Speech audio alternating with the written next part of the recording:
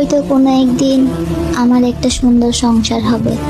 এই অগোছালো আমিটা একদিন পাক্কা সংসারী হয়ে উঠব। হয়তো ভালো মা হব, ভালো বউ হব, অনেক বেশি ব্যস্ত হয়ে যাব। সব সময় মুখে হাসি টেনে রাখবো।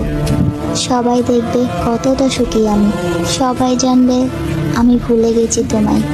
কিন্তু সত্যিই কি ভুলতে পারবো তোমায়? চাইলেও তো আর তোমায় ভোলা সম্ভব না, কারণ তোমার প্রতি ভালোবাসাটা মন থেকে ছিল।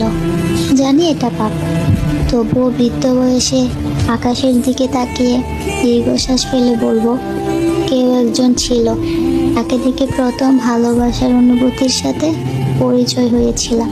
কেউ একজন ছিল যাকে আমি ভালোবেসেছিলাম। কেউ একজন ছিল যাকে এতটা ভালোবাসার পরেও আমার করে পাইনি।